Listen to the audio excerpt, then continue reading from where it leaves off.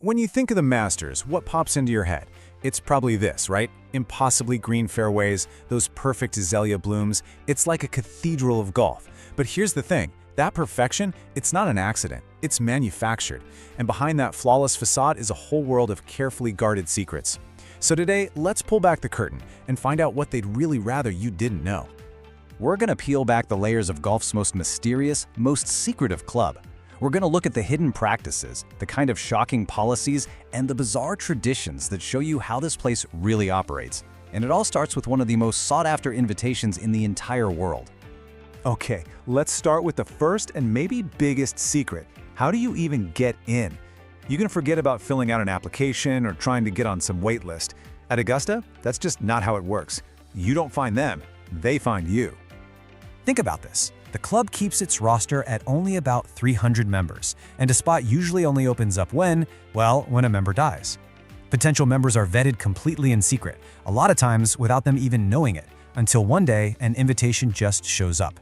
It's this extreme, almost fanatical exclusivity that creates the whole mystique of the club. And yeah, you hear this wild number thrown around, a rumored initiation fee of $500,000. But honestly, money is almost useless here. This club isn't designed to make a profit. It's designed to protect tradition and exclusivity. In fact, openly saying you want to join is probably the fastest way to get yourself blacklisted. And if you need proof of these unwritten rules, look no further than Bill Gates. Bill Gates. According to Golf Insiders, even he had to wait years for his invitation. And why? He reportedly broke their biggest rule. He publicly mentioned that he'd like to join. It just proves that at Augusta, even all the wealth and influence in the world doesn't guarantee you a thing. Okay, so the membership is locked down, but the control doesn't stop there, not even close. For decades, Augusta National has been running this massive, kind of covert operation to buy up the entire world around it. This number is it's insane. Since the early 2000s, the club has spent over $200 million buying up land. And they weren't just making fair offers, we're talking paying 3, even 4 times the market value. They were making offers that homeowners and local businesses simply couldn't refuse. And they bought everything. Entire neighborhoods were purchased and just demolished to build a new parking lot.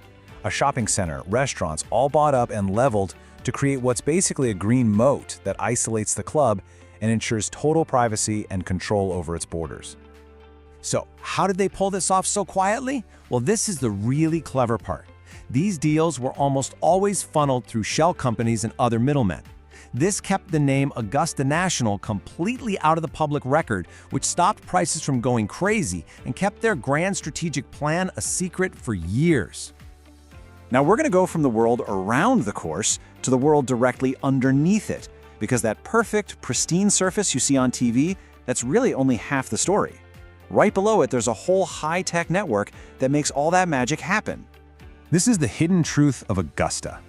There's this complex tunnel system that lets staff and supplies move all over the course completely unseen. And under every single green is a subair system. Think of it like a giant vacuum that can suck water out after a rainstorm or pump cool air to the roots in that Georgia heat. It guarantees perfect conditions no matter what the weather does. And this brings us to the deepest level of control, where Augusta doesn't just manage its property, but actively manufactures its own reality, both with the natural environment and with what you're allowed to see and hear on TV. Augusta has an iron grip over its broadcast partners. Commentators get a script of approved words. They can't call spectators fans or the crowd, they are patrons. The rough is always the second cut.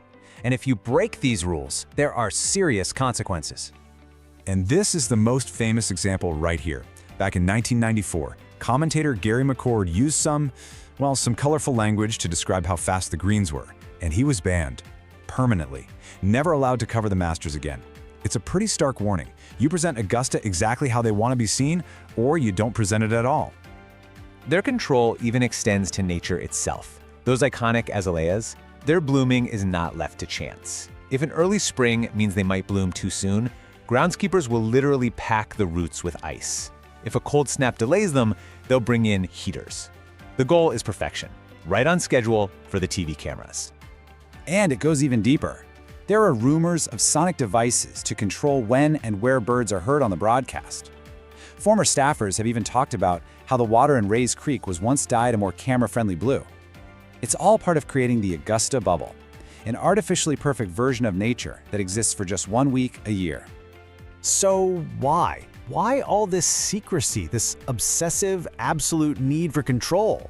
Well, it all comes down to a fundamental conflict that lives at the very heart of what Augusta National is. And it all boils down to this: the Augusta paradox. How can you be the most private, exclusive club in the entire world while at the same time hosting one of the most watched public spectacles in sports? This conflict, this tension, is what drives every single decision they make, from the secret land buys to the words used on TV. This is their philosophy. This is the why behind everything we've talked about.